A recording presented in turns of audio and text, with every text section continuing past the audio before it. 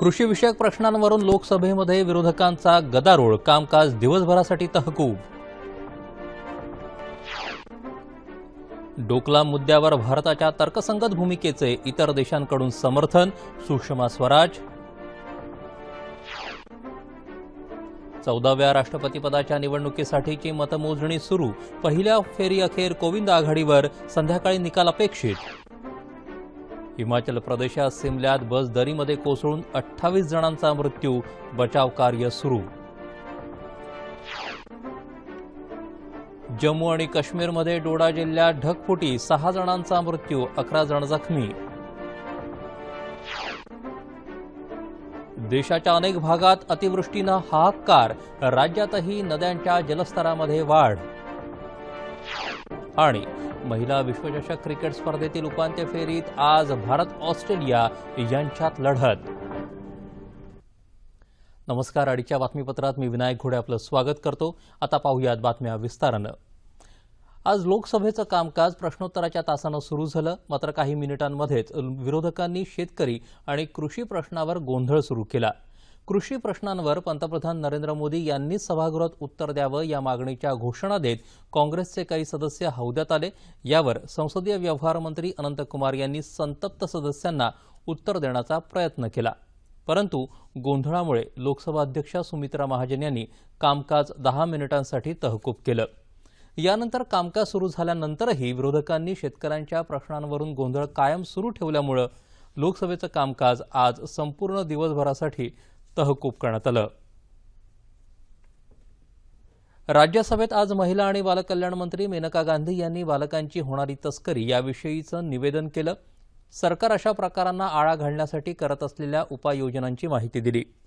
बसपा अध्यक्ष मायावती यांचा राजीनामा विहित नमुन्यामध्ये नसल्यामुळे आज पहिल्यांदा नामंजूर करण्यात आला. मात्र मायावती यांनी पुन्हा एकदा राजीनामा सादर केला, तो मंजूर करण्यात आला. राज्यसभेत डोकलाम मुद्द्यावरून सरकारनं स्पष्टीकरण द्यावं अशी मागणी विरोधकांनी केली. या मुद्द्यावर परराष्ट्र व्यवहार मंत्री सुषमा स्वराज यांनी सांगितलं, डोकलाम एक ट्रायजंक्शन असून 2012च्या लेखी करारानुसार त्यामध्ये कोणताही बदल करताना भारत, चीन आणि भूतान यांच्या दरम्यान चर्चा करणं आवश्यक आहे. याविषयी भारताची भूमिका तर्कसंगत असून सर्व देशांनी त्याचं समर्थन केलंय असंही स्वराज यांनी यावेळी सांगितलं. राष्ट्रपतीपदाच्या निवडणुकीच्या मतमोजणीला आज सकाळी 11 वाजता नवी दिल्लीत सुरुवात झाली. आतापर्यंत हाती आलेल्या वृत्तानुसार कोविंद यांना 4 लाखापेक्षा जास्त तर मीरा कुमार यांना 2 लाख मतं मिळाली आहेत. पहिल्या फेरीतच मतमोजणीनंतर रालोआचे उमेदवार रामनाथ कोविंद यांना 60,683 मतं मिळाली, तर विरोधी पक्षांच्या उमेदवार मीरा कुमार यांना 22,941 मतं मिळाली. सर्वप्रथम संसद सदस्यांची मतमोजणी करण्यात आली आणि नंतर राज्यांमध्ये झालेल्या मतदानाच्या पेट्या उघडल्या जात आहेत. येत्या 24 तारखेला राष्ट्रपती प्रणव मुखर्जी यांची कारकीर्द संपेल. एकूण मतदारांच्या मतांच्या 50% किमान एक मत जास्त जो उमेदवार मिळवेल तो राष्ट्रपती पदाचा मानकरी ठरेल. राष्ट्रपती पदासाठी 17 जुलैला मतदान झालं आणि ते 99% झाल्याची नोंद करण्यात आली आहे. मतमोजणी सुरू असून निकाल संध्याकाळपर्यंत अपेक्षित आहे. हिमाचल प्रदेशमध्ये सिमल्यातल्या रामपूर भागातल्या 700 मीटर खोल दरीमध्ये एक बस कोसळून आज झालेल्या अपघातात 28 जणांचा मृत्यू झाला. हिंदुस्थान तिबेट राष्ट्रीय महामार्गावर झालेल्या या अपघातग्रस्त बसमध्ये 40 प्रवासी होते. बचाव कार्य वेगानं सुरू आहे. आतापर्यंत 15 मृतदेह हाती लागले आहेत. जखमींना सिमला जिल्ह्यातल्या खानेरी इथल्या रुग्णालयात दाखल करण्यात आलं आहे. बस दुर्घटनेबद्दल पंतप्रधान नरेंद्र मोदी यांनी तीव्र दुःख व्यक्त केलं आहे. जम्मू आणि काश्मीरमध्ये डोडा जिल्ह्यात थातरी गावामध्ये ढगफुटी होऊन 6 जणांचा मृत्यू झाला तर 11 जण जखमी झाले. या परिसरात काल रात्रीपासून जोरदार वृष्टी सुरू आहे. ढगफुटीमुळे अतिपुरात तसंच चिखलात अडकलेल्या नागरिकांना बाहेर काढण्याचं काम युद्धपातळीवर सुरू आहे. ढगफुटीची घटना रात्री 2च्या सुमाराला घडली. मातीच्या ढिगाऱ्याखाली अद्याप काही जण अडकले असून 2 मृतदेह पोलिसांच्या हाती लागले आहेत. मानवी तस्करी रोखण्याच्या दृष्टीनं करण्यात येणाऱ्या विविध उपाययोजनांवर विचारविनिमय करण्यासाठी राज्य महिला आयोग आणि इंटरनॅशनल जस्टिस मिशन यांनी मुंबईत 2 दिवसांची आंतरराष्ट्रीय परिषद आयोजित केली आहे. राज्य महिला आयोगाच्या अध्यक्षा विजया रहाटकर यांनी आज मुंबईत घेतलेल्या पत्रकार परिषदेत ही माहिती दिली। येत्या 27 आणि 28 जुलैला होणाऱ्या या परिषदेत केंद्रीय मंत्री नितीन गडकरी, मुख्यमंत्री देवेंद्र फडणवीस, राज्यातले आणि केंद्रीय मंत्री यांच्यासह 300 वक्ते मार्गदर्शन करतील, तर 20हून अधिक देशातले प्रतिनिधी सहभागी होणार आहेत। जागतिक पातळीवर मानवी तस्करीसारखं कृत्य संघटित आणि नियोजनबद्ध पद्धतीनं केलं जातं, त्यामुळे या संदर्भात जागतिक पातळीवर चर्चा होणं आवश्यक आहे। या उद्देशानं ही परिषद होत असल्याचं त्या म्हणाल्या। मानवी तस्करीसारख्या कुप्रथांचं निराकरण करण्यासाठी सगळ्यांना एकत्र घेऊन एक मंच तयार करणार असून हा मंच धोरण ठरवणार असल्याचं रहाटकर यांनी सांगितलं। दरवर्षी देशात 30,000 महिला तस्करीला बळी पडतात, त्यात पश्चिम बंगालमधलं प्रमाण अधिक आहे। राज्यात हे प्रमाण 10,000वर असल्याचं त्यांनी सांगितलं। हे रोखण्यासाठी केंद्र सरकारचं सहकार्य आवश्यक असल्याचं सांगत याबाबत केंद्राचा कायदा येऊ घातला आहे, अशी माहिती त्यांनी दिली। यावेळी रहाटकर यांना मंजुळा शेट्टे प्रकरणाविषयी विचारलं असता महिला आयोग या प्रकरणी गंभीर असल्याचं त्या म्हणाल्या। या पार्श्वभूमीवर महिला आयोगानं विशेष तपास पथकाची स्थापना केली असून हे पथक राज्यातल्या कारागृहांची स्थिती, सुरक्षा, सुविधा या संदर्भातला अहवाल तयार करून राज्य सरकारला देईल, असं विजया रहाटकर यांनी या पत्रकार परिषदेत सांगितलं। असंघटित कामगार कल्याणकारी मंडळांमध्ये वृत्तपत्र कामगारांचाही समावेश होणार असल्याची माहिती कामगार मंत्री संभाजी पाटील निलंगेकर यांनी दिली आहे। वृत्तपत्र विक्रेत्यांसाठी स्वतंत्र कल्याणकारी मंडळ स्थापन करण्याच्या मागणीसंदर्भात काल कामगार मंत्री संभाजी पाटील निलंगेकर यांच्या अध्यक्षतेखाली मंत्रालयामध्ये बैठक झाली, त्यावेळी ते बोलत होते। उद्योग मंत्री सुभाष देसाई यावेळी उपस्थित होते। असंघटित कामगारांसाठी नव्यानं स्थापन करण्यात येणाऱ्या या मंडळाच्या माध्यमातून राज्यातील 3,65,00,000 असंघटित कामगारांना विविध सामाजिक सुरक्षा आणि कल्याणकारी योजनांचा लाभ दिला जाणार आहे। केंद्र सरकारनं असंघटित कामगारांसाठी सामाजिक सुरक्षितता पुरवण्याच्या उद्देशानं 31 डिसेंबर 2008 रोजी असंघटित कामगार सामाजिक सुरक्षा अधिनियम 2008 पारित केला होता। 16 मे 2009 पासून देशात या अधिनियमाची अंमलबजावणी सुरू झाली। या अधिनियमाच्या कलम 14 अन्वये महाराष्ट्र शासनानं 30 मे 2013 रोजी महाराष्ट्र असंघटित कामगार सामाजिक सुरक्षा नियम 2013 पारित केलं। या नियमांची अंमलबजावणी राज्यात सुरू आहे। या अधिनियम 2008च्या कलम 6 अन्वये राज्यात लवकरच हे महाराष्ट्र राज्य सामाजिक सुरक्षा मंडळ स्थापन केलं जाणार आहे। राज्यातल्या सर्व कारागृहातल्या महिला कैद्यांच्या 6 वर्षांखालच्या बालकांसाठी स्मार्ट अंगणवाडी संकल्पना प्राधान्यानं राबवण्याची घोषणा महिला बालविकास मंत्री पंकजा मुंडे यांनी काल केली। महाराष्ट्र राज्य बालहक्क संरक्षण आयोगाच्या शिष्टमंडळासोबत आयोजित बैठकीत त्या काल मुंबईत बोलत होत्या। यावेळी आयोगाचे अध्यक्ष प्रवीण घुगे आणि इतर सदस्य उपस्थित होते। यावेळी कारागृहातल्या बालकांच्या विविध समस्यांवर चर्चा झाली।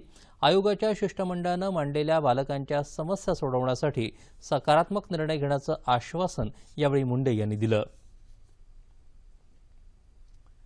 राज्य सरकारनं ज्या पद्धतीनं शेतकऱ्यांची कर्जमाफी केली त्याच स्वरूपात राज्यातल्या अण्णाभाऊ साठे विकास महामंडळ, संत रोहिदास महामंडळ, दिव्यांग विकास महामंडळ, आदिवासी विकास महामंडळ अशा 12 महामंडळांची कर्ज माफ करावीत अशी मागणी सर्व मातंग संघटनांच्या वतीनं करण्यात आली। मातंग संघटनेची बैठक पुण्यात आयोजित करण्यात आली होती। या बैठकीनंतर पत्रकार परिषदेत ही मागणी करण्यात आली। या संदर्भात राज्य सरकारनं विचार न केल्यास मागासवर्गीय सुकाणू समितीच्या वतीनं राज्यभर आंदोलन करण्याचा इशाराही यावेळी देण्यात आला। या बैठकीला हनुमंत साठे, आरपीआय पुणे शहराध्यक्ष आणि जिल्ह्यातील मातंग आघाडीचे पदाधिकारी तसंच कार्यकर्ते उपस्थित होते। मुंबई-नागपूर समृद्धी महामार्गाचा विरोध करणाऱ्या ठाणे जिल्ह्यातल्या शहापूर तालुक्यातल्या शेतकऱ्यांनी आज आंदोलन केलं। शहापूर तहसील कार्यालयासमोर शेतकऱ्यांनी स्वतःला अटक करवून घेतली। समृद्धी महामार्गासाठी या तालुक्यातल्या 27 गावांमधल्या 900 शेतकऱ्यांची जमीन घेतली जाणार आहे। सरकारच्या आश्वासनांवर आमचा विश्वास नसल्याचं आंदोलक शेतकऱ्यांचं म्हणणं आहे। सरकारकडून मिळणारा मोबदला अल्प असल्याचं सांगून आम्ही जमिनी देणार नाही, सरकारनं हा महामार्ग रद्द करावा अशी मागणी आंदोलक शेतकऱ्यांनी केली। ज्या शेतकऱ्यांच्या जमिनी अधिग्रहित आहेत त्यापैकी 70% शेतकऱ्यांची महामार्गासाठी आपली संमती लिहून दिली आहे। त्यांच्याशी करारनामा करण्याचं काम सुरू असल्याची माहिती शहापूरचे तहसीलदार राजेंद्र बाविस्कर यांनी दिली।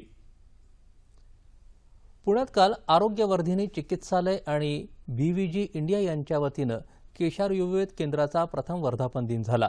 यावेळी आयुर्वेदाच्या स्मृतीतून या पुस्तकाचं प्रकाशन आणि केशार आयुर्वेदाच्या 30 उपकेंद्र प्रमुखांचा सत्कार सोहळा झाला। महाराष्ट्र आरोग्य विज्ञान विद्यापीठाचे माजी कुलगुरू डॉक्टर अरुण जामकर, अधिष्ठाता डॉक्टर सतीश डुंबरे, केशार आयुर्वेदचे संचालक वैद्य हरीश पाटणकर, स्नेहल पाटणकर यावेळी उपस्थित होते। आयुर्वेदाला तंत्रज्ञान आणि संशोधनाची जोड मिळाली तर त्यामध्ये सुपर स्पेशालिटी येऊ शकते असं मत डॉक्टर जामकर यांनी यावेळी व्यक्त केलं। विज्ञाननिष्ठ असलेल्या मराठी आणि संस्कृत भाषेत आयुर्वेद प्रभावीपणे मांडला आहे असं आयुष्य संचालक डॉक्टर सरिता गायकवाड यांनी यावेळी सांगितलं। सेंद्रिय खताचा वापर करून पिकवलेल्या भाजीपाल्यांची मागणी दिवसेंदिवस वाढते। सांगलीतल्या गृहिणी उर्मिला माळी यांनी घराच्या छतावर सेंद्रिय खतयुक्त भाजीपाला पिकवून गृहिणींसाठी एक नवा मार्ग दाखवून दिला आहे। सांगलीच्या त्रिमूर्ती कॉलनी इथं राहणाऱ्या उर्मिला माळी यांनी घराच्या छतावर केलेली सेंद्रिय शेती या परिसरात चर्चेचा विषय ठरली आहे। विशेष म्हणजे उर्मिला माळी यांनी 850 चौरस फुटात ही भाजीपाल्यांची शेती फुलवली आहे। 4 वर्षापूर्वी 4 ते 5 कुंड्यांमधून सुरू झालेला भाजीपाला लागवडीचा प्रवास आज सुमारे 100 कुंड्यांपर्यंत झाला आहे। आणि भाजीपाला आणण्यासाठी मुळात मला ते बाजार लांब आणि पुन्हा ते विषयुक्त मिळायचं, त्यामुळे मी आपल्या 700 ते 800 स्क्वेअर फुटाचा टेरेसचा तिथं आपण टेरेस किचन गार्डन करावं ही संकल्पना माझ्या डोक्यात आली आणि मग मी ती करण्यास सुरुवात केली। मुख्यतः ही संपूर्ण शेती रासायनिक खतांचा वापर न करता गांडूळ खत, गोमूत्र आणि कुजवलेला ओला कचरा वापरून करत आहेत। तसंच ठिबक पद्धतीने या शेतीला पाणी देण्यात येतं। माळी यांच्या शेतीत सध्या त्या वांगी, भेंडी, गवारी, कोथिंबीर, पालक, मेथी आणि शेपू या भाज्यांसह गवती चहा, शेवगा आणि सीताफळांचं उत्पादनही घेत आहेत। पहिल्यांदा जेव्हा त्यांनी स्टार्टिंग केलं होतं तेव्हा सगळ्यांनाच वेगळं वाटत होतं की हे काय म्हणजे इथे शेती, आणि असं आम्हाला वाटत होतं की निगेटिव्ह रिस्पॉन्स येईल, पण त्यांनी इतक्या छान पद्धतीने त्याला वेळच्या वेळी पाणी, त्यांचे ऑर्गॅनिक जे खत यूज केलं आहे आणि जेव्हा हवं तेव्हा मिळतं, म्हणजे असं लांब जायची गरज नाही। काकू आहे का भाजी विचारलं की काकू सांगतात की ह्या भाज्या आहेत। घरच्या घरी भाजीपाला उत्पादन करून घर खर्चात बचत करत पौष्टिक भाजीपालाही मिळवू शकतो हे दाखवून देत इतर गृहिणींनी कशी शेती करायची असा सल्ला त्या आवर्जून देतात। नाशिक कृषी उत्पन्न बाजार समितीवरचं राष्ट्रवादी काँग्रेसचे माजी खासदार देविदास पिंगळे यांचं वर्चस्व संपुष्टात आलं आहे।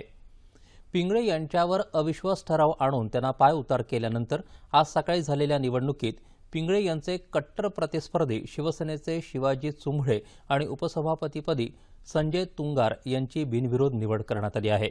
यापूर्वी देविदास पिंगळे यांची नाशिक बाजार समितीवर एकहाती सत्ता होती।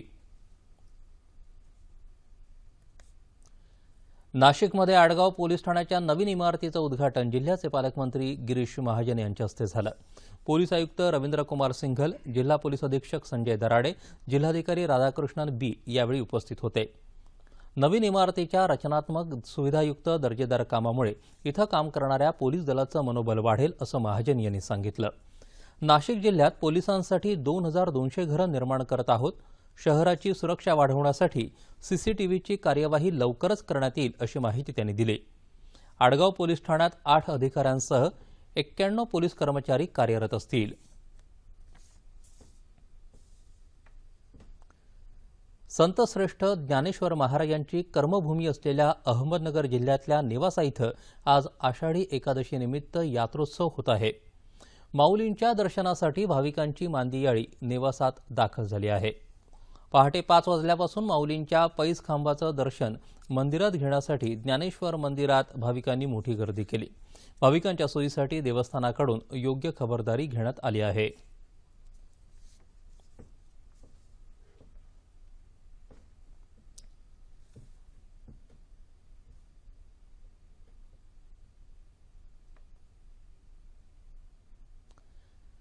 मध्य रेल्वेच्या ताफ्यात गेल्या काही महिन्यात 24 नवीन लोकल गाड्या दाखल होणार आहेत।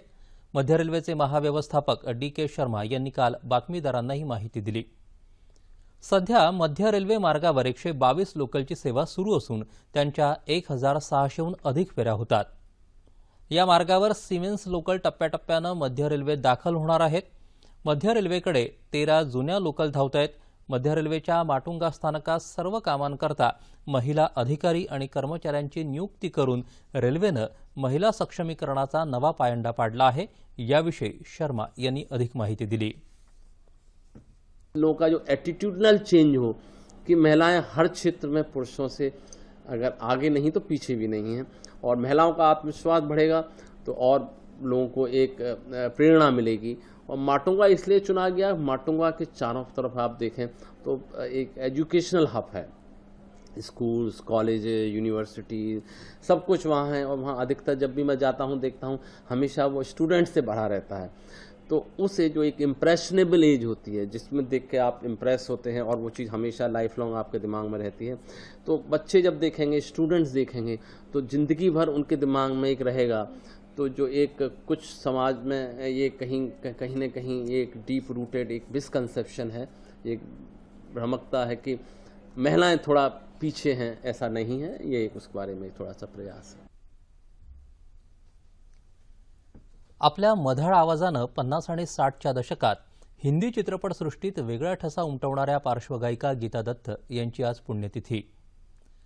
वयाच्या 16व्या वर्षी त्यांनी आपल्या वेगळ्या शैलीनं हिंदी आणि बंगाली चित्रपटात पार्श्वगायनाला सुरुवात केली। सचिन देव बर्मन, ओपी नय्यर या संगीतकारांचा त्यांच्या कारकिर्दीत महत्त्वाचा वाटा होता। हिंदी आणि बंगालीबरोबरच गीता दत्त यांनी मराठी, मैथिली, भोजपुरी, पंजाबी, नेपाळी अशा अनेक भाषांमध्ये पार्श्वगायन केलं। बाजी, आरपार, कागज के फूल, प्यासा, हावड़ा ब्रिज, साहिब बीबी और गुलाम, जोगन, अनुभव अशा अनेक चित्रपटातली त्यांची गाणी रसिकांच्या मनात आजही रुंजी घालत आहेत।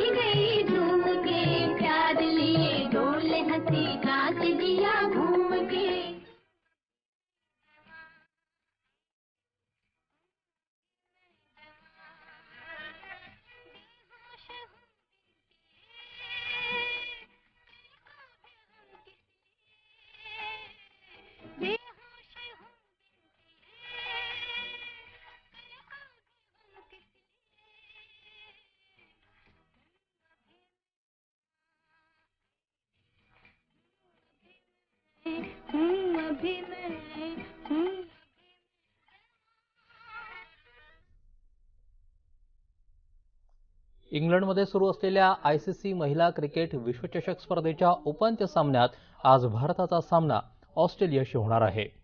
ऑस्ट्रेलियाबरोबर झालेल्या 42 सामन्यांपैकी 34 सामन्यांमध्ये भारताला हार पत्करावी लागली आहे।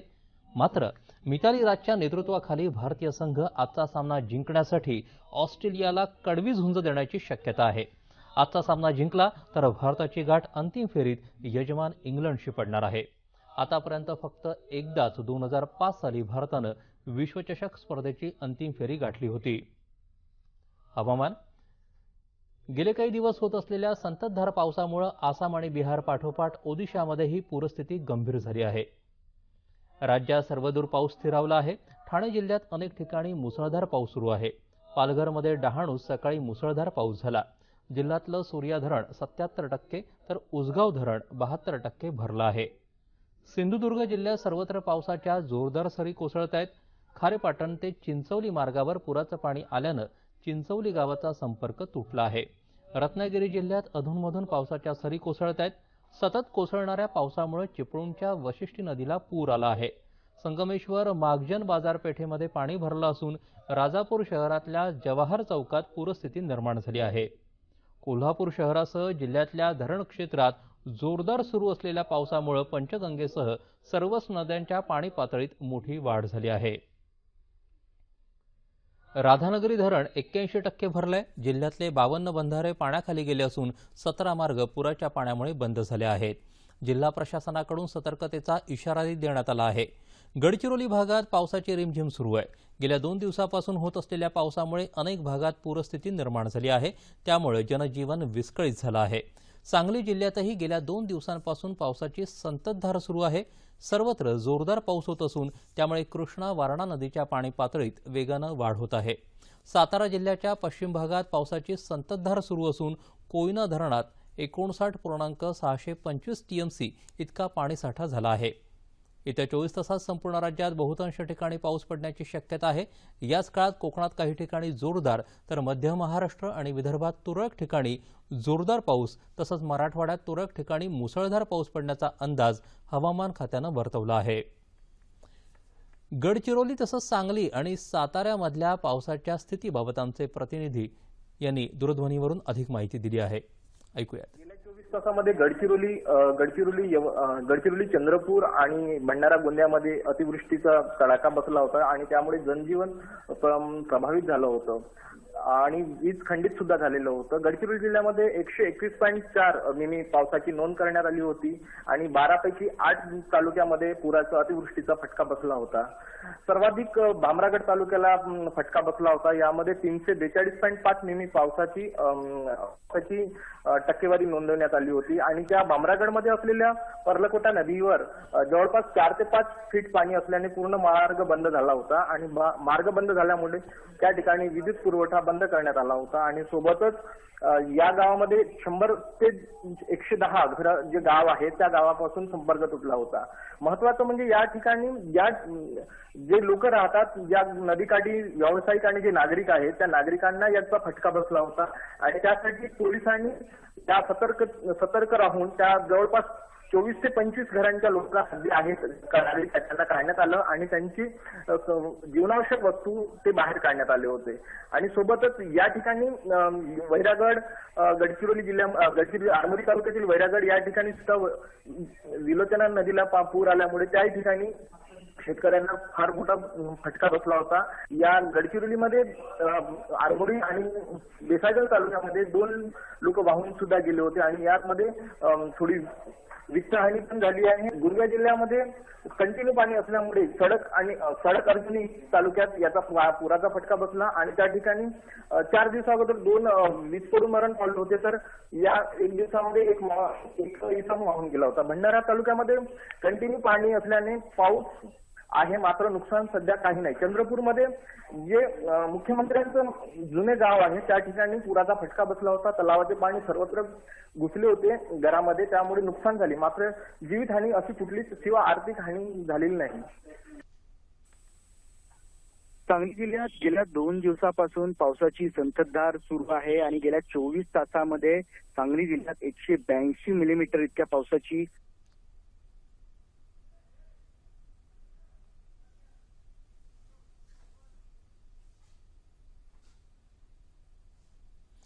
पाऊसमान जाणून घेतल्यानंतर आता पाहूयात ठळक बातम्या पुन्हा एकदा.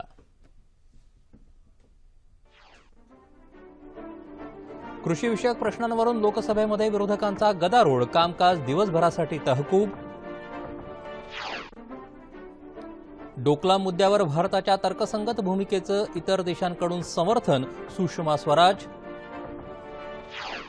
14व्या राष्ट्रपतीपदाच्या निवडणुकीसाठीची मतमोजणी सुरू, पहिल्या फेरीअखेर कोविंद आघाडीवर, संध्याकाळी निकाल अपेक्षित. हिमाचल प्रदेशात सिमल्यात बस दरीमध्ये कोसळून 28 जणांचा मृत्यू, बचाव कार्य सुरू. जम्मू आणि काश्मीरमध्ये डोडा जिल्ह्यात ढगफुटी, 6 जणांचा मृत्यू, 11 जण जखमी. देशाच्या अनेक भागात अतिवृष्टीनं हाहाकार, राज्यातही नद्यांच्या जलस्तरामध्ये वाढ. आणि महिला विश्वचषक क्रिकेट स्पर्धेतील उपांत्य फेरीत आज भारत ऑस्ट्रेलिया यांच्यात लढत. याबरोबरचे बातमीपत्र संपलं. पुन्हा भेटूया संध्याकाळी 5 वाजता आपल्या सह्याद्री वाहिनीवर.